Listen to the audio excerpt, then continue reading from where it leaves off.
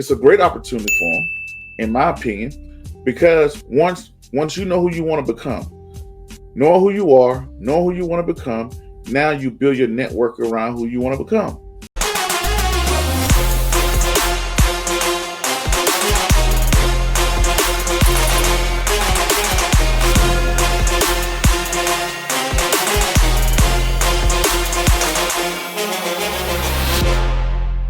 All right, welcome to another edition to Journey to Freedom. And so excited today. And I know that's a cliche and I say that every single time, but I really have to tell you that every single time I am so excited about the guests that we have, about the people that we talk to, about this thing called Journey to Freedom. I was putting together videos the other day and I was just talking about making decisions and the disciplines that go along. And so, I just finished the book is There Is No Tiger, and it's been inspiring me to write another one. And it's going to be on deciding formula or making decision formula. That's what I think the name is going to be. But the reason being is because one of the things that I'm starting to find out is that folks that I'm talking to or people that I'm coaching or people that I'm spending time with are struggling with becoming the person that they need to be in order to do the thing that God put them on this earth to do.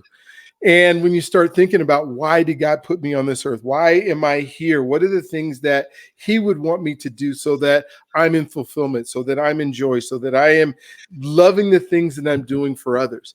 And so part of the reason for the Journey to Freedom podcast is allowing us to be able to do just that.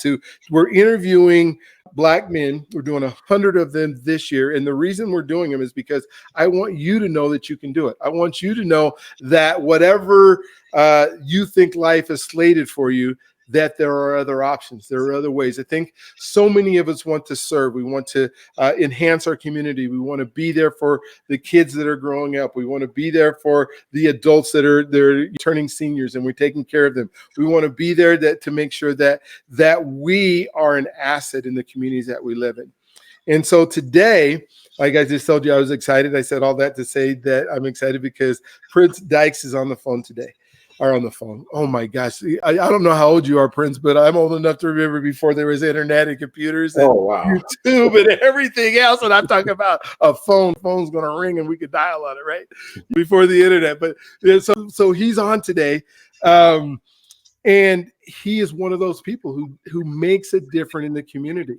He has a whole program that he's going to talk about with us that he does for kids, learning about finances and financial concepts. And when I was a financial advisor, one of the number one things that I found, especially in our community, is we didn't know anything about money.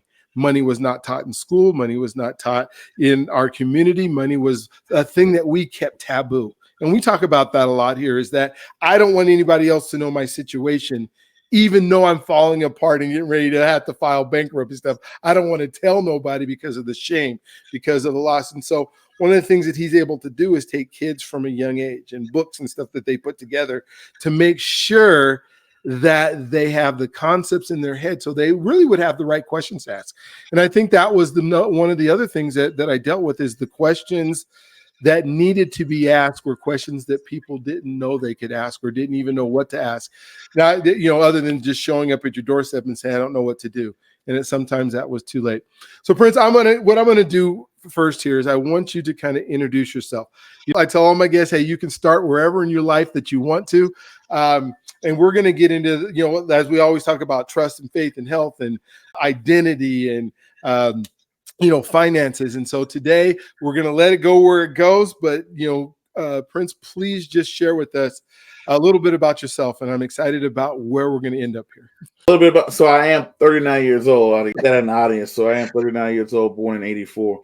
So you remember before there was the internet? It was an idea, I think it kind of really started to stick around when I got to like high school. Mm-hmm. Everybody would have started becoming into people's households and we had to dial up. No, so my name is Prince Dykes. I'm originally born in Augusta, Georgia, raised in small town of Waynesboro, Georgia, about 2.5 hours south of Atlanta. I joined the military, United States Navy, right out of high school in 2003, served for 20 years, on active duty, ended up here in Denver, Colorado was my last stop. And, just kind of how I ended up here in the Denver metro area.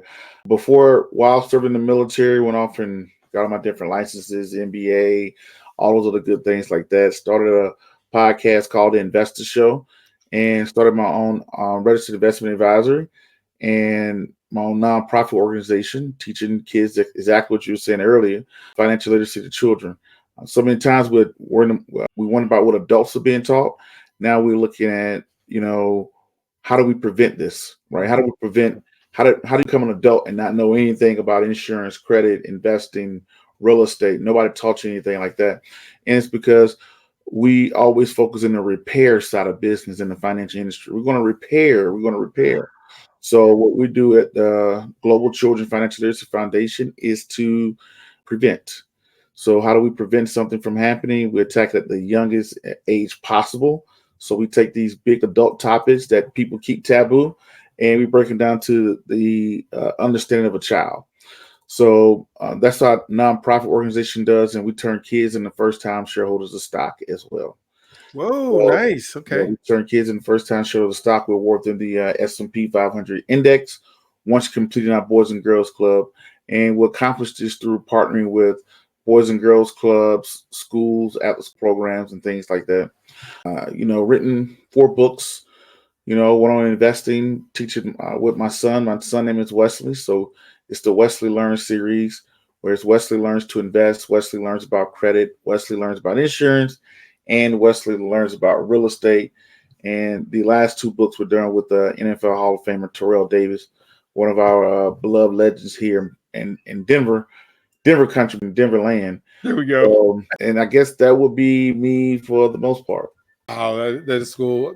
I love the fact that you're able to reach out to kids and you tie the financial part, and I want to talk more about that here in a minute. But I really want to kind of talk about identity. There's some things that you just shared that are so important, like our education. You were able to go get an education.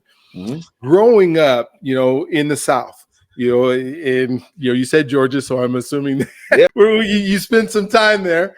And what, as a Black man and coming to the identity, how do you believe that your identity was shaped on what was possible, what you thought you could do? I know you said you're born in 1984. I graduated high school in 1983, so I know right around the time that you were there. I got to spend some time as an athlete, like when the Olympics and stuff were in Olympic trials and that kind of stuff, being down there. But what do you attribute the identity that you hold for yourself that allowed you to achieve some of these accomplishments that you've been able to accomplish? I will say my parents, I'm the son of school teachers. I'm the youngest of 4. Ooh, okay. And my dad was a school teacher and a Vietnam veteran. And my mom was a school teacher as well, but she was a school teacher for about 5 years before she went on and started her own daycare preschool. So way before I was even born, she started off her own school there. And the school still exists to this day. So she started the school and she sold it in 1997 to my godparents, which still has the school in our small town today. And so by coming from a household with parents who obviously was educators, who had gone off to school, they went to HBCUs, Fort Valley State University, back in the 60s. That was a big deal of like education was big. My aunts, uncles, everybody kind of went to college type deal. So that was a big thing in our house. But the most at that time, my potential was capped into the degree of what I saw possible, because my hometown is mostly a private town. It's majority Black, and it's majority, most people live there below the poverty line. It's actually a town where there's very few private apartment complexes. All of it's pretty much Section 8. So it's almost like either you buy a house or you are in Section 8. There's no really middle ground where you can like get an apartment. So that was one of a big thing they had there. Big issue, because a lot of people's income couldn't afford to privatize just apartment complex, right? So if you can't afford a medium size, if you can't afford an apartment or something like that, or a townhouse, then, if you couldn't afford a house, there was no middle ground. It wasn't like, okay, I'm not in Section 8, but I can go and get a townhouse, an apartment until I buy a house. It's like either you're on Section 8 or you have a house. That was something I had to learn, because a house and apartment to me. It wasn't something I realized until I got older. So, that's what I thought. I thought, to me, my pinnacle was becoming a school teacher. That was the most success I mostly saw around me. People that was in the education system, maybe being a police officer, law enforcement, medical. Those are things that I saw. I saw some doctors, and I was thinking like, okay, this is the pinnacle of what you can be. But at the time, what I lacked was confidence. So the confidence wasn't really there, because if you are not, especially as Black men, if you're not entertaining, then you're kind of seen as not valuable, right? Yeah. If you didn't run fast, jump high, was funny, did something that was some sort of entertainment, intellectually wasn't really valued that much. You could sit in today's side, if you're a very intellectual person, you're like, oh, okay, that's cool. But if you could, I don't know, dunk a 12-foot globe, then it's like, whoa, let's give them the world, right? So that's what it kind of felt like at that time. I wasn't athletic, I wasn't academic, I was just there. You're just right? Prince. What am I going to do? It was my junior year of high school when my recruiter came and brought the military. He was from there. He recruited me, and right after high school, I left for the United States Navy, where I started off serving on submarines as a logistics specialist. So I was a diver, served on submarines, and that kind of started my career of going off to school. When I finished submarine school, boot camp, all the good stuff like that, started going off and pursuing my associate's degree, earned the associates, then I earned the bachelor's, then I earned the MBA. Then I started getting all my different licenses. Hey, I kind of like this, and started the YouTube podcast back in 2013.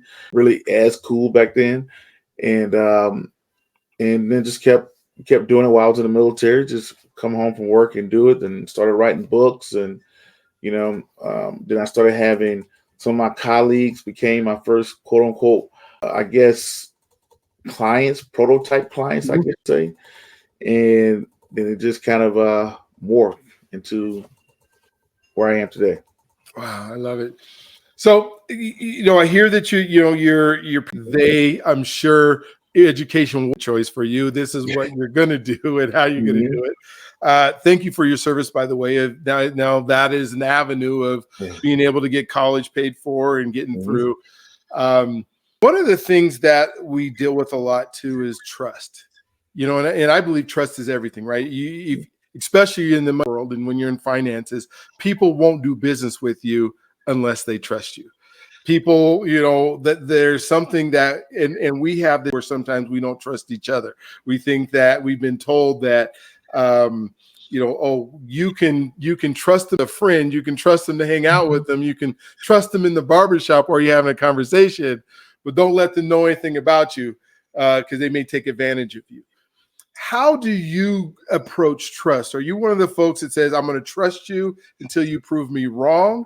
Are you one of the folks that say, I'm going to keep you at a distance, and then you're going to have to earn that trust to me before we're going to trust, before we can do business, before we can become friends, before we can do stuff? How do you interact? And is some of that part of culture that you grew up with, or how do you work this? Talk to me. I used to, kind of funny, I was both ways. I've done both, and life had taught the to keep people at distance, let them earn your trust, right? And you have to earn trust, and because it was detrimental, in my professional career with trust, just hey, trust everybody until they show you otherwise. But by the time that you find out otherwise, it could be to your detriment, right? Gotcha. So that I used to think the other way, where I was like, hey, I'll trust everybody until they give me a reason not to trust them. And then I had a situation in life where that came to my detriment. Hey, I trusted somebody and they seemed like a pretty cool person, and then they did something that was pretty detrimental to me, or could have been way detrimental to me. Then from that point on, I think I was probably 30, probably about 12, probably about 28, 29, something like that happened. And then from that point on, people have to earn my trust. And so I'm the same way, where I know I have to earn others' trust too. So I just look at it that way. And Well, I teach my son, it's the same thing. Be nice to everybody, but don't trust nobody until they earn. You have to earn trust.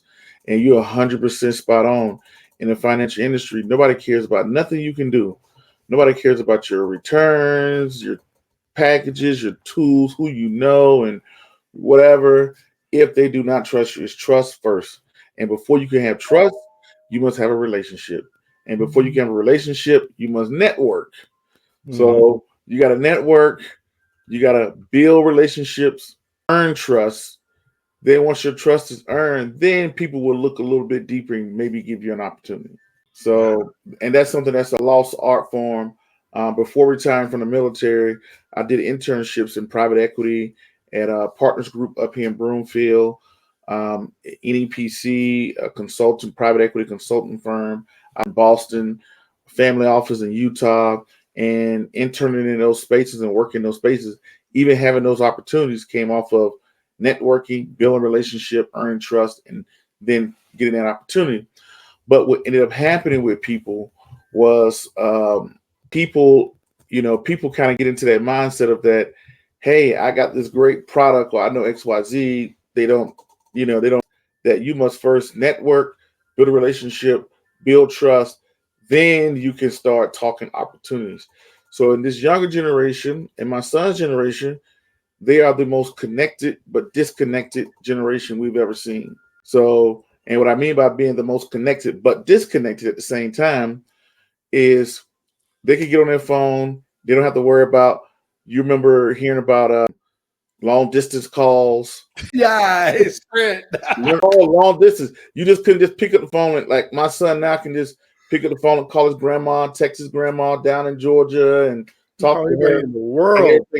No, you can't. That was not a thing, Also, now you can just shoot a text message. We had the mail, right? You took a picture. You can sell a picture now in seconds. You can go live.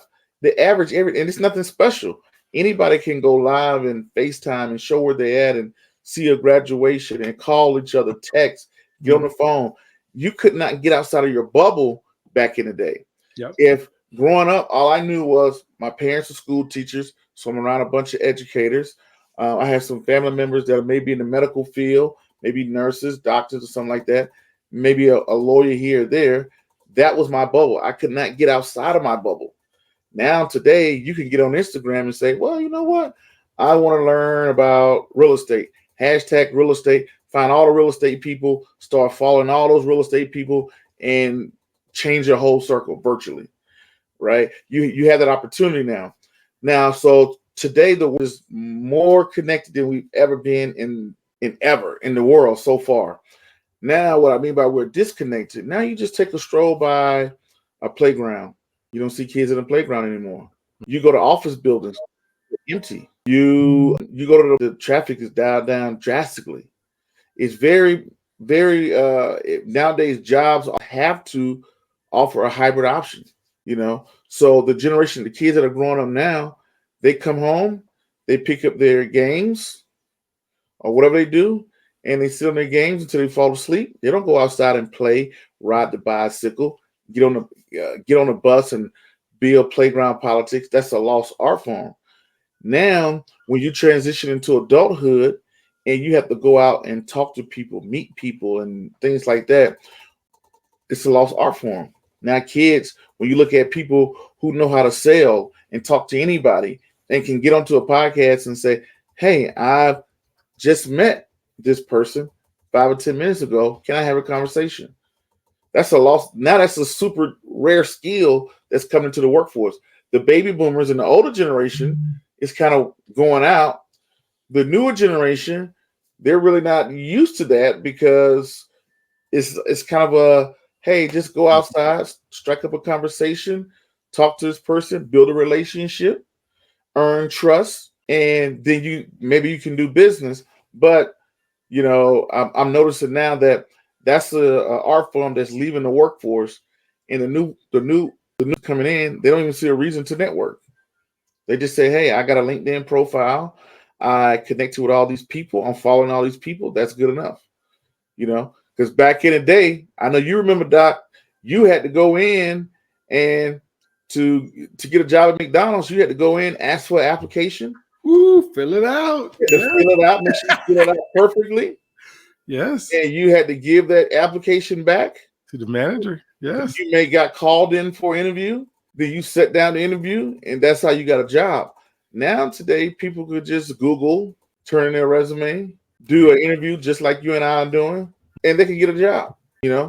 So it's very connected to where the world is more connected, but we're also disconnected, which what drives revenue for a company is sales. So it's very few people you're seeing that. That's just something I noticed. I didn't mean to get on my soapbox there, but that's just something that being disconnected but at the same time. You are, I mean, so 1,000% right on 100, one, because, as I'm thinking about what you just said and what you were just teaching us, you said first, we're not trusting people right up front. So we have to earn that. But then we have to do networking. Well, if our networking is all about what people put on the internet, which isn't true anyways, right? Because we don't put all of our junk up on the internet. We put all of our good spots. Highlights. We have the highlights. You go down my social media, those are the highlights of my day, life, or whatever. I'm not telling you my bad days. And so our kids get this false sense of everybody is doing great all the time. When we know that's not true, but that's all we're going to post, right? So that's what we're networking. We're networking up on a false pretense of what we think somebody is. Then we have to develop a relationship. Well, how do you develop a relationship behind a screen? And as you know, I was a teacher for a while, and kids can be brutal face to face. Imagine what they are when they get on a computer screen and the things that they say and the things that they do. And then you can develop trust. And so, like, part of the coaching program that I have on talking about becoming the person you need to be in order to do whatever the thing is that you need to do, there are some skill sets, not just soft skill sets, but some hard skill sets that we have to have in order to move forward. And all of that is developing relationships. And how do you do the relationships unless you get together? I'm creating some transformative circle groups and a ability for us to meet together a lot of times in person or on, even if it's online, where it's still face to face, because without that trust component, we're lost. We really truly are. What would you say role is, or the skills that you have in helping others develop relationships? Because I think it's, when I think of when we used to go to church, and that was like a relationship, right? Because mom brought you to church every single week, and then you had to get to know people, and all of a sudden you're friends with all these people. Well, I have, 15,000 people on my Facebook that say they're my friend. I don't know 15,000 people, right? So how do we those relationships?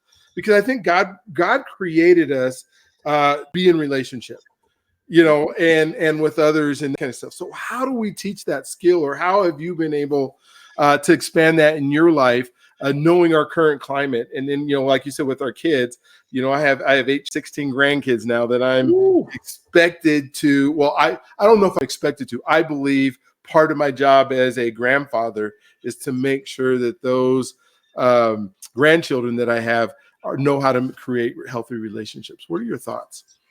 Yeah, so what you have to do is first you got to identify who you are. I think kids got to realize who you are, right? Are you an introvert? Are you an extrovert?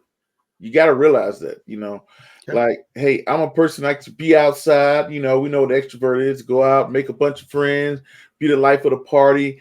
Their batteries are charged by being around other people and being in the mix. Are you that type of person? Are you an introverted person? Or you like me, I'm an introverted but extroverted person. I like to come home and charge my battery, then go outside and expend my battery, right? Yeah. So, extroverts are the opposite. Know who you are. So me, I'm more extroverted than my wife. My wife is a very big introvert, right? Mm-hmm. So know who you are. Hey, I'm an introvert or I'm an extrovert.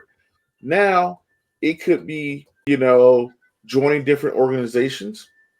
And the number one way to join an organization, find out who that person you want to become, who you are, who do you, like, for prime example, I want to be a financial advisor, right? And I'm going to give you a prime example of a situation, real life. So you're a bit for me of the financial industry. How many minorities do you really see in venture capital, private equity, private debt, private infrastructure, any type of alternative markets, alternative to the public markets? Most of us, we see retail, which is banks, and that might be it. But when you look at private wealth, private investments, the alternative markets, secondary markets, it's little to none of us, right? So for prime example, come next month, we have a bunch of industry come together right here in Broomfield, and their whole objective is to get more minorities into the industry. So they want college kids, college students who even have access to the industry. Because you want to tell how the industry recruits? The industry goes to the most Ivy League school, Princeton, Harvard, Yale, and they recruit from there. They'll take 100 kids. They might get some minorities out of there and say, hey, boom, we met our quota, right? Yeah. But, you're looking at the upper crust, right? You have a whole nother underbelly of everyday people who don't even know your industry even exists. Yeah. So they don't even know what are you talking about or whatever. So usually wouldn't even have access because most of the Carlyles of the world, KKRs of the world, Partners Group of the world, these big private equity firms, they have their hands into the Ivy League schools, right? So for prime example, and I say all that to say, I've been going to schools, Community College of Aurora, MSU Denver. Hey, we're looking for minorities, who wouldn't have access to the private equity world. And we have companies like Partners Group, which is a Swiss private equity, private debt, consultants, all this type of stuff that's in the room, can go in, network with, get interviews on the spot, get a mentor, these things like that. And the kids are looking like stretching their head like, okay, am I supposed to do that? Is this a good thing to go to? I really don't like to leave my apartment, right? But the thing is, it's a great opportunity for them, in my opinion, because once you know who you want to become, now you build your network around who you want to become. Yeah. Hey, I went to school and I want to become someone, I want to get into the private equity space. So now you can get on Facebook, LinkedIn, join all the private equity groups, start to see when do they have an event, go to it. Go to the event. You might meet somebody. Tell somebody who you are. Build onto your network. Go to this event. Have a social life, whether that could be religion, going to church on Sunday or Saturday, whatever your choice of religion is. It could be joining social clubs that's built around what you like. If you like swimming, join swim clubs. If you like walking, join walking clubs. Go walk with other people. If you don't have the resources or to be able to get over there and do those things, I'm pretty sure Facebook got walking groups. And if you're that weird person that likes to do something that you don't see, create it. Hey, I'm starting a dog walking club. We're going to get up every day and go walk dogs from 5 o'clock to 6 o'clock and just walk around, right? Those are the things that I think that people have to know. The thing is, most people don't know who they are. They don't know what they want to become. So, and you're an introverted person by nature, you just end up just wandering through life. But if you're someone who, hey, you know what? I want to become a police officer. Boom. Okay. Got it. You want to become a police officer? There's a path to becoming a police officer. What is a way to get to know other police officers, people who are in law enforcement? Maybe you can volunteer. When you volunteer, that helps your social skills becoming a police officer. Hey, I want to become a nurse someday. Okay, got it. You want to become a nurse? Now let's get you to talk to other nurses. Maybe you can network with other nurses, find people who are nurses, or become a volunteer at the local hospital. You want to be a veterinarian. So the biggest thing is most people, they just say, hey, I want to make money, but they don't know how they want to make money. They don't really know who they are. So they have to do self-reflecting and find out who you are, what makes you tick, what makes you don't tick, and then figure out who do you want to become. And that's what the military was a great piece for me, because I did not know who I wanted to become at 17 and 18. And I based my life around making money. I was like, well, who's going to make some money? Well, I heard I can go to school for this, then I'll become this, but I really didn't know. On top of that, it's hard for a child to really know who they want to become when they don't even know what's available. It's like somebody can ask you, hey, so what do you want to eat? First thing I'm going to say is, okay, well, what do you got? I don't want to go in here and say, hey, I want steak. And you're like, no, I don't have steak. I have bologna, right? Yes. So you got to ask that question, hey, who do you want to become? And a child cannot know who they want to become unless they are exposed to what's possible. I love how you're saying that, because that's one of the things that we see is in that, how do you start figuring out? Because I think there's two voices. There's the voice that's inside of us that is saying, I don't know if you can do this. You probably can't do this. You probably shouldn't try this. Why would you do that? My friends don't do that. Hey, I don't know anybody in my community that swims, so I'm not going to learn how to swim. All those things. So that's the internal voice. But then we have these external voices that I would love for you to kind of talk about how you got over them, or did you have mentors? Or because we have these external voices in our lives that have already decided what's best for us in many cases, where they said, well, hey, you know what? You're going to grow up. Hey, boy, I've seen you're not going to be able to do that. So don't even try, or you can do whatever you want to do, but you can't do that. Or, they'll tell you the words, but then what they show you with that example, right, in many cases is, hey, you can do anything you want, but I'm struggling every day of my life. And I've been talking to you about all these inventions and all these things that I have in my head, and I've never done one of them. That's the example that you have. So how do you feel or combat those voices to find your voice, to find what you're good at, to be willing to try things that are out there and be exposed to stuff? The biggest thing, and you hit on something I forgot to mention, one of the biggest regrets or life lessons that I learned, I'm now 39, that I missed in my early 20s was seeking mentorship. There you go. I did not value mentorship, and nor did I seek mentorship. So, I'm a religious man, and I believe that everything that God wants you to have in life, He has given to you. He's giving you all the tools you need, but He's not going to create the chair for you. You have to put the chair together. He's giving you the wood, the nails, saw. You have to put it together. And that's what mentorship is. So I did not have a financial mentor, and I did not have a life mentor. So I always tell kids and young people, and I tell my nieces all the time, seek mentorship. You're in the military. You are getting to meet some of the most successful people in life. Go out to them, ask them, hey, excuse me, my name is such and such. Don't wait until you get in trouble. Now you're looking for references and, hey, I need a reference for a job. And no, go out and find that person you like, you see what they're doing, ask them will they mentor you. Reach out to them once a month, grab coffee, sit down with them, maybe get on a phone call, maybe a Zoom call, maybe once a quarter. But getting that gets you so far ahead of helping you and showing you and telling you what you need. So I think that was something, mentorship was something that came to evaluate and that I valued later on in life.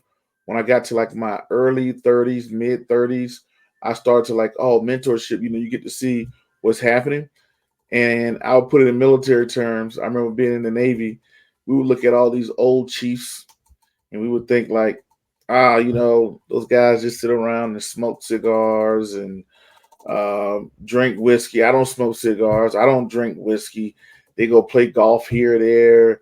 They got these big old trucks, and all they do is talk about smoking different meats and grills and watching the game. That sounds boring. I want to go to the party, club, blah, blah. That's what I. And it's kind of funny because I slowly became one of those guys that was smoking cigars. There you go. Exactly. I became one of those old chiefs that I was looking at. And then once you get into the position, you could watch the younger generation and you see them doing the same thing that you did. And you're like, wow, I know how to help them get there 10 times faster. Right? Or if they start doing this now, or I could show them this now, something that took me 7 years. And I give you an example of how mentorship probably doubled my returns from when I retired from the military.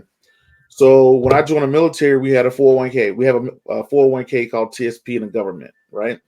So I walk into the military. I'm 18 years old, and they say, "Hey, where do you want to put your money?"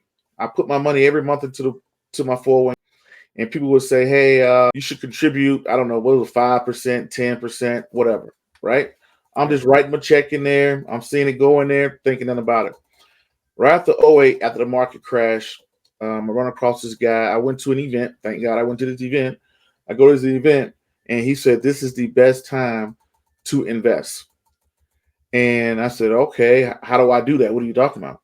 He said, you got a TSP, right? I said, yeah. He said, go inside your TSP and invest your money into stocks. This is the time to take the risk. You know, all this stuff is going to rebound. It's going to grow. It's going to come back to where it was, and it's going to be even higher. And I said, okay, well, at this time, I didn't even know how to log into this TSP. Yeah. Wow. Okay. I didn't even know how to options. Mm-hmm. I just put my money in there every month, right? And I did it for 6-7 years, right? And couldn't realize by default, they put you in government bonds, which is a savings account. Yeah, it's a savings right? Account. It's pretty much a savings account. They have options to get into the S&P 500, small cap, international. I didn't know none of that. I didn't even know that was even possible, right? Yeah. So I finally, now this is how hard it was back then. I called and said, how do I get into my account? They said, we're going to password. Oh my gosh. To the last address that was on file, which was my parents' house. So they mailed it to the house. I had to call my parents. Hey, please look out for this piece of paper. Mm-hmm. If you see this piece of paper, can you mail it to me in California? So my dad finally, he gets it probably about a month later. I think this is the paper you're talking about.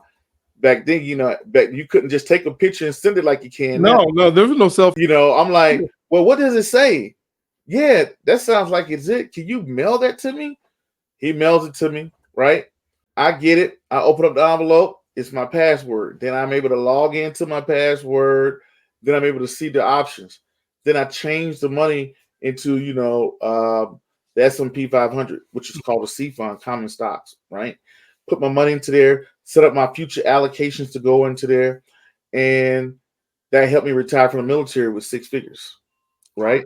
Yeah. So that one conversation, I don't even know that Master Chief's name. That one conversation changed everything for me, right? Yeah. And all I wished was, I said, man, that took me 8 years to do that. What if I had sought someone who had the knowledge and had told me to do that from the beginning? So that's just something I think about, like mentorship. I remember going in the military. And throughout my military career and just moving up the ranks, and I get to the spot, I get to right at the verge of making chief. This guy comes to me, hey, what are you working on? Tell me what I'm working on, writes my evaluation for me. He writes my evaluation, one of the best evaluations I had ever seen. I didn't even know what he was talking, but it was all the experience and knowledge that he had known what I needed and what the board was going to be looking for to help get me over the hump. So my thing is, I always tell younger kids, hey, you join the military, find someone who's retired, been there, done it, and listen to their war stories and listen to their triumph, what they were successful with and what they was unsuccessful with. That helps you to become. Now, if you think they've done something great, just imagine when you get to their mark, you're going to be even 10 times better. Mm-hmm. If you listen to it, they're going to say, you know what? When I was in your shoes, I would have done this. I would have done this. I would have done this. So the thing about it is I was connected to what was, I hung around what I wanted and I networked with what I wanted, not what I needed. Yeah. So that would have been something, seeking mentorship is like one of the biggest things I regret as in my younger years. When we say the word freedom, and I know you're in the financial space, and for a lot of people, freedom is the ability to do. People tell me all the time, the ability to do what I want to do when I want to do it. And so okay, that financial freedom, maybe that's what that is. Mm-hmm. But in your mind, when you think of what our journey is to get there, and I don't know if we can ever get to true freedom because there's because we have relationships, we have things that we need to do for others. In your mind, if you were to help somebody get to the thought process where freedom is possible, what would that look like? Freedom to me, I disagree doing what you want to do when you want to do it. Okay. Because I don't care at what aspect of life you get to, you're always going to be on other people's time. Amen. Okay. Think about it. People always like, oh, take me. Hey, I did 20 years in the military. Then I retired. I had my own firm. I had clients or whatever. But if a client wants to call, they need a call, phone call, anything like that, I have to do it. Right. Mm-hmm. So you can't sit back and say, I would negate, hey, do what you want to do when you want to do it. I would like to say freedom to me is to do what you love to do or something you enjoy doing and at your terms. At your terms. You know, if you're someone who likes to be a traveler, you get to travel at your terms. And I don't know, maybe you get sponsored to be a content creator and do a traveler, then yeah. So that's to me. Freedom is the ability to do what you enjoy doing. Let's say right now the Olympics is going on. Man, I look at those guys who I watched that documentary on Netflix called Sprint. I'm like, man, these guys are working 4 years for 9 seconds. They're working for years and they're putting a crap ton of work. I hope it's, but deep down inside, they probably love it. They probably love it. They probably love the ability to run and race and things like that. So it really doesn't feel like work to them. So something that looks like it's strenuous to me, maybe someone else is in their happy place. So knowing where your happy place at on your terms, having your terms, I think is the ultimate freedom. I love that. The reason I say it, because when people tell me that, I just cringe when people tell me just do what you want to do when you want to do it, because there was responsibility in there. There is, what is it that I don't think you can be truly happy. And I think, part of freedom is happiness unless you're serving others. And if you're just serving yourself, I don't know how you can possibly be happy. And then you can call that freedom. Because you're not free. You're not. So in business, cares about your individual success. No. When they hear your individual success, like, okay, well, you're successful at that. Is there a way that I could be co-successful with you? That's what people's brain goes to. So I always tell people that when you're negotiating, you got to have win-wins. Hey, how can your success benefit other people? That's what galvanizes people. Oh, wow, you created a platform or a program, by your success, you're teaching kids. So we want to see you be more successful. Or can you come help my kids? So that's what I think about it. When you're just like, I have plenty of friends that are doing exceptionally well for themselves, but, they got a great job or a great career and they make a crap ton of money. They have no family, really no life, really. They good for them. Nobody really cares. They're like, okay, cool. You're just another person that's well off. But if some type of way your success, now you can hire other people, create income for other people, educate other people, get other people a leg up. Now people start to care.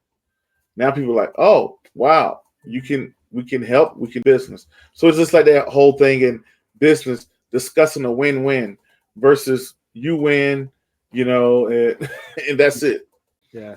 We have this construct that is fairly new in our society. I would say in the last 120 years, this thing called retirement that everybody is trying to search for, that everybody's trying to grab, that, I'm going to work, 40 years, go to work, get a job and work for my 40 years. And then I'm going to retire and then I'm going to be free and I'm going to be happy. And when you start thinking about people and people that have mentored you, or the people, like you said, that we go find and we search, the most successful, happy, free men that I know are not quote, quote, retired, doing their own thing, going around spending their, throughout the world. They're helping and serving others in a way that makes a difference in somebody's life. They created, programs like you've created that, I don't know. I don't know if God created it that way, that we're all supposed to retire after we start working. I feel like the best, I'm 59 years old now and I'm feeling like my best years haven't even started yet, because now I'm in a position that I'm not having to figure out how to make enough money to live. I'm figuring out how do I now go serve others in a way. I can still make money and I can still do stuff that allows me to do stuff. So that's really cool. When you think about money, and the reason I'm asking you this, and I'm asking about finances, because this is the world that you've chosen to be in. And I think about what people need to do and how they get educated on money, especially Black men, because that's just one thing that I said that at the beginning, where we keep it so taboo. You'll use words like venture capitalist or a private equity, or those seem, you say those terms to some people and their eyes roll right into the back of their head. And at the same time, you tell us, 10, 15 years ago, you couldn't have even answered those questions, right? Because you had no idea what it was. You were just like somebody told you to put your money in a bucket, and you put it in the bucket, and you didn't even know if it was the right bucket. You had to have somebody send you a password to it. I mean, how do we, or what are some concepts that you would say that are super important to know? And then where do we go look for the right information? Because if I just turn on and say, help me understand money, then I'm going to get all that I'm going to get so overwhelmed. I'm not going to be able to trust any of it. What's your thoughts here? See, the thing about it is the past generation, our parents and grandparents, their generation suffered from not having enough information. Yeah. And they just didn't know. My dad was like, I didn't know I could open an investment account and invest for y'all, And then if they did know, they didn't have the access. They couldn't my dad would have to drive away to Atlanta and have a certain amount of money and get a meeting with a stockbroker and blah, blah, blah, blah, which is a whole school teacher, right? Whereas in today, we have too much information and we have immediate access that is so fast. Information is coming at us so fast, and it's so close to us that we end up doing nothing. So the old generation was paralyzed because they didn't know. The new generation is paralyzed because there's too much coming out, and they don't even know where to go. Where do I start? What are you talking about? Every day I turn on TikTok, Instagram, Facebook. There's a guy telling me how to make a bunch of money on Amazon, telling me how to make a bunch of money doing, I don't know, Uber, a bunch of money doing Lyft, selling clothes, doing this, and then 90% of it is false, right? Hey, sign up for our class, and we're going to teach you how to, make $10 million a day, and day trading, and then you're going to do forex trading, then you're going to do this, and you're going to do that. So here's the trick. My 20-year career, I did it. I joined the military June of 2003. I retired June of 2023. S&P 500 did 400% throughout that 20-year span. Now, it didn't do it all in 1 year. Of course not. Over time. Over time. Here's the thing. And everybody had access to it. Some people knew about it. Most people knew about it. But guess what? Here's the other trick is 20 years from now, it'll probably be 800%. Because the economy grows even faster, right? But here's the thing. The trick is so much information coming at you, you're doing the right thing. The person that worked every day, contributed to the S&P 500 every month, they got 400% in 20 years. Now, and that was a person who didn't know nothing, who did nothing. Most people, they got so many schemes and scams and this, get rich quick, that even they're doing the right thing, they don't even know it. Because they don't know what the benchmark of finance is. If I told you I made 10% last year, would you say that was a good investment or a bad investment? You'll say, man, that's pretty good. But what do you bet off of? Yeah. What are you what are you bet off? Oh, I did 10% last year. Well, the S&P 500 did 20%. Well, I could have just put my money into this index and got 20% and took a whole lot less risk, right? The thing is, we don't know what the benchmark of finance is. We don't even know how to evaluate an investment because we have no benchmark, right? We got to know, okay, well, this gets 8%, 10% a year. I could be doing this. I know the future value of money. That's the biggest thing that kill us. What would a dollar be within 5 years? If I put $1 here, within 5 years, if I put it in a savings account, it will probably be here, depending on interest rates. The S&P 500 would get me this. This person is bringing me an opportunity that I can make 8% a year by jumping into a real estate deal with them. That's extremely risky. I can just go to the S&P 500 and get 8% or 10% itself over the next 5 years. A lot of us don't even know that. I have access to that. I didn't know that. How do I get that? Behind me, you can see some of it here. And if I pan my camera around, you'll see a bunch of books. There was a time when newspapers were invaluable because everybody read the Wall Street Journal and everybody did and thought the same way. Yeah. Now, nobody reads the Wall Street Journal. Now you can get an edge by just reading. So if I can't get next to Warren Buffett to figure out, hey, the day-to-day, I can at least read books or hear what they had to say because there's so much. And the average 39-year-old, you ask them what they're reading, what you think they're going to tell you? Nothing. Nothing. Exactly. And if they are reading, it's a game book or something like that. Exactly. So if you just pick up the book, I know, hey, you may hate reading. If you take a page or two down, you'll get so far ahead of people. So the biggest thing I do when I look for people, I look for social proof, because social proof is you can't get into certain circles unless you're certain people. Yeah. Right. So one, I look for, first thing is Google, like everybody else does. Two, I look for a license and registration. Mm-hmm. Doesn't mean just because you hold a license you're better than anybody, but at least just because you got a driver's license doesn't mean you're the best driver in the world. But at least knows that you should know the rules, and you've done some things to be serious in your profession. Yeah. And if you do something crazy and wrong, you at least have a governing body. Yeah. To say, hey, this person is supposed to do X, Y, Z. I will look at licensed professionals. I will look for people that are experienced, and I will look for their network. Who are they around? Who are they around? Absolutely. The old saying, birds of a feather. Mm-hmm. Right? If you know this person is doing great business, someone that you know, and just take time. Make people earn your trust, because they're on YouTube or Facebook just talking crazy. Make them earn your trust. Listen to them, watch what they say, and watch what happens. So that would be my way of at least the process of beginning the process, because today is so much. I don't know how many times I get phone calls with, hey, this person told me, because it goes back to this. It was a clip that went viral where this guy said, hey, go to Morgan Stanley and get this energy mutual fund, and you put in $2,000. I don't know, you put in $2,000, and it's going to give you $300 a month, $300 every quarter. Right? Okay. And I said, hold on. Well, $300 every quarter is $1,200 a year, right? If my math is correct. You put in $2,000, and they're giving you back $1,200. That's almost 100% of return. A year on a mutual fund. That's crazy. The reason why I know that's crazy is because I know what the S&P 500 does. Yeah. What years have been doing that every year consistently where you could have that payoff? It's not. So, yes. But the average person will hear that and say, hey, this is a good idea. I should jump into this. Everybody's looking at this mutual fund from Morgan Stanley, and it's because of it really boils down to financial literacy. Literacy. Absolutely. I did not know. I did not know what this was. I didn't know what is a crazy return. Yeah. Somebody making 40% a year. Is that a crazy return, or is that good? Is that bad? What does that look like? But if you don't know what the baseline illegal. Exactly. It's illegal.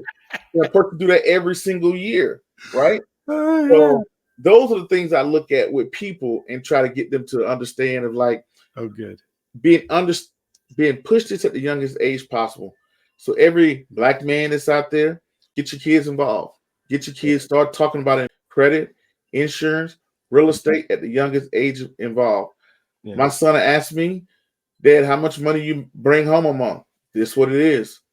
Son, this is what our mortgage costs. This is how much this costs. How much mom makes. I know those were conversations I was having with my family. My dad wasn't telling me nothing. Exactly. It's a lot. Yeah. What are you good for, boy? I have to say, hey, this is how much we make. This is what dad pays over here. Yeah. This is what dad pays over there. Yeah. Don't go tell anybody this. Yeah, no, this is family business. This is family business. But hey, this is how much I make doing XYZ. This is how much I get from pensions. This is what I have over here. This is what your mom has. And also, you got to be cognizant of knowing what's bullcrap. Here you go, Doc. What is the average black man's salary? Wow. In our country? In the country. What is the average black man's salary? It was $55,000, something like that. I would challenge you, if you don't mind, can you Google it right now? I sure can. Now, it's on the Bureau of Labor Statistics. The Bureau of Labor Statistics will tell you. Okay, let's Google it real quick right here while we're talking. Because the thing about it, I could say it, but I don't want you to hear, some dude on the podcast, YouTube said. No, this guy quoted the Bureau of Labor Statistics, right? And then it's going to tie back into something we was talking about earlier. I think they put out a quarterly report, and I think their last quarterly report was like June or something like that. Salary, no, come on. You get all these things first. Yeah.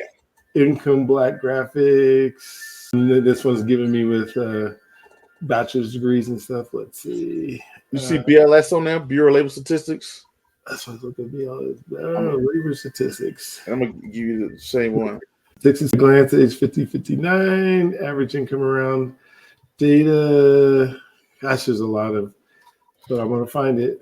I am going to find it because this is important. I'm glad we're doing this. This is Black demographics, Black all races, American income. So it says median weekly earnings 16 to 24, 648, all races 714, 55 years, or let's say 20 to 54 years, 895. That's a week. So 895 weekly income. Yeah, 895 times 52, 46,000. Is it lower than that for real? That's the one that just came up. Full-time. Yeah, that's about right. Now, okay, it's people 25 to 54. Obviously, it's a little bit lower when you get to. Oh, women are lower than men too. Yeah. Oh my gosh. So now you said how much is that on an annual basis? 46,540. Now what you think the net is? Yeah, if you're taking 20% out of taxes, then you're looking at 38,000, something like that. 10% taxes would take out. See, 400. Now, how much is that a month? Oh my God. Yeah. Wow. Yeah, if you take 10% out, you're $700 something a month. $700 a month. Or no, it's a week. 700 a week. So 700 times 4. Yeah, 28. 3,000 a month. Now that's true. That's the Bureau of Labor Statistics. Yeah. Now when you get online, right? Mm-hmm. Everybody's just on private jets, tuxedos. Yeah. Hey, tap in with me. Let me show you how to make 10 grand a week day trading, option trading, forex trading. Now you know the average Black man's salary, he's netting $700 a week. Yeah. And that's average. Yeah. No, that's average. People lower than that. Yeah. I mean, it's so now you got to look at it. So they talk about, six figures. So if average is 48 gross, making 100,000, what percentile would that put them in? 1 or 2% of Black men in the country. Absolutely. Exactly. So now all this money that people think is just floating around, kids who's got a good job, who's 16 years old, they're actually on a great path, right? They think they're on a horrible path because they're on a path and maybe about 8 to 10 years, they could own a McDonald's or be a store manager and have a pretty good life. They have quit their job because they're online watching these people sell a false lifestyle because they don't know, according to the Bureau of Labor Statistics. Now, this is not me saying it. Go to the Bureau of Labor Statistics. You saw it, right? Yeah, I'm looking at it. So they're bringing home the average is bringing home nationwide $700. Now, if you go look at the average home price in America, talk to me. 350,000. Colorado's even more, but yeah, $300,000 average. Then you just said women make even less than the man. Yeah.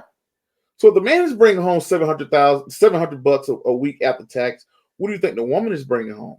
500, 600 maybe. Yeah. Now you put those two together, the average household is bringing home how much? $1,500 a week.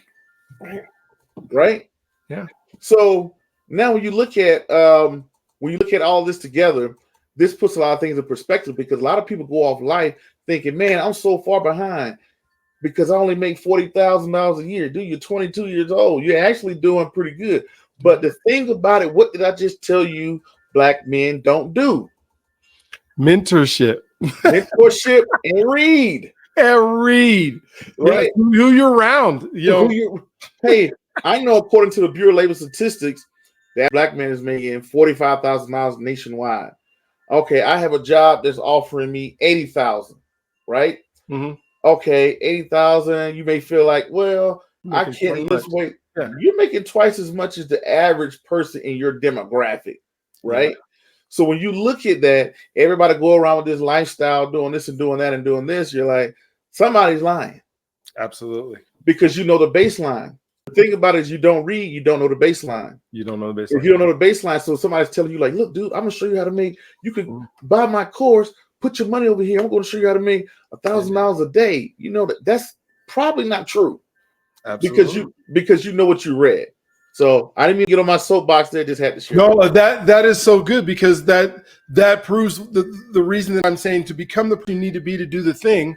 The person that's watching that video that says I can make $10,000 a day or $10,000 a month is not the person who's working for $700 a week right now, right? There's a whole lot of things that have to be transformed in the way you think, the way you act, the people you hang around, the people that are part of what you're reading, what you're putting into your mind. All that is a progression. That doesn't happen in a day. You can't take the internet, put like a headphones on and say, just absorb all the information. It's a process that has to work. And it's part of that relationships and that community and finding people that you can trust. So that is amazing. I know we're kind of at time, but I have one question that I'm going to ask you. What I usually do is at the end of the show, I ask whoever my guest is now, what question would you have for somebody else's show? So the last person said that his question was, the last guest, he said that he wanted me to ask you is, what's the greatest part of being a Black man in America? And then after you answer that one, then you can come up with a question for my next guest. The thing about it is a book I read called The Purple Cow. The Purple what? The Purple Cow. Okay. And the synopsis is this cow is purple, right? So everybody look at this cow and, in its close circle, everybody laugh at it. You're purple, right? Why do you look so different, right? But guess what? Everybody that drives by that pasture and sees that purple cow, they stop, turn their head, they look at it, they want to milk it, they want to pet it, they want to get pictures. Something that the average cow would never, ever even get the attention to. So being a Black man in America, you're always told, oh, it's bad and you're at the bottom and this and your community got this going on, problem, you so many handouts and help. Now realizing that it is actually the best thing you can have because it makes you stick out immediately when other people will have to work twice as hard. I've been in rooms I was thinking, man, how does everybody know me? How does everybody? And all my colleagues like, yeah, man, Prince, everybody knows you, man. I don't know how they knew you, right? And get me one day, wow, I'm the only Black guy. There you go. Right? So what Todd would have to work for twice is like, I have to stand out. I immediately walk into the room. There we are. Who is this big Black dude, country accent from Georgia? What does he know about finance and private equity? Who does he know? Yeah. But it's guaranteed they get next to me. I got blessed with a little charisma. Oh, this guy's actually likable. Pretty cool guy. I think I can trust him. So I've gotten leaps and bounds beyond my competitors who are they're just another guy. No matter if they have money than I have, more connections than I have. They're just like, oh, you kind of the standard. But this one got a little bit more seasoning. So I tell Black men, don't look at it as this is a bad thing or blah, blah, blah. Use your quote unquote handicap to your advantage. Be yourself. Don't try to conform to everybody else. Always be yourself. I struggled with that in my younger years where I thought, oh, I have to be this way because that's what you're slowly taught. Yeah. Walk, talk. Yeah. Don't say that. Don't talk that way. Get rid of that Southern accent. Don't do this. For a prime example, look at Shannon Sharp. Shannon Sharp got a country accent, thick tongue, stutters over himself. And all that time he was on CBS trying to be in the box that everybody put him in. Once he became himself, he exploded. Yep. Because we're all uniquely built. So use your skin or your melanin as your advantage. I love it. What question do you have, guests, that you would love to know after they get on? What are the top 3 book recommendations? Top 3 books. Okay, cool. I love it. All right. Well, Prince, thank you for being on the show. Thank you for taking the time out of your day. We got into some really cool stuff. Like I said, we probably wouldn't cover all 5 pillars. Yeah. But we got into some super important ones. And I love the statistics that we were able to talk about and do. And so, I hope people, if they have the ability, if you're wanting to know about money, I'll make sure you get a hold of Prince. We'll put some stuff in the comments that allow you to even the book recommendations that you have, I think would be really good to have for folks that are there. For those of you who now have watched this and enjoying this podcast, I hope you subscribe. I hope you put the notification bell. There's some really good content that you can say. Sometimes we say, well, I've never seen somebody that looks like me doing that. Well, now you have somebody who's in this investment financial world, is not, saying, I'm in entertainment, I got all this money from my, the things that you think you can do. Well, I can never be an NBA player, so I never made $1 million, so I don't have $1 million to start out with. Mm-hmm. He just told you he started out putting some money in a savings account. Yep. 2003 as we got in the military, right? So he can show you the things that you need to do. And so again, like I said, Prince, thank you for being on. We appreciate you. Hopefully we'll see you guys on the next one. Have an amazing, awesome, just incredible day today. Don't forget, my friend, that you are God's greatest gift, and he loves you if you allow him to. We'll talk to you on the next one. All right. Thank you.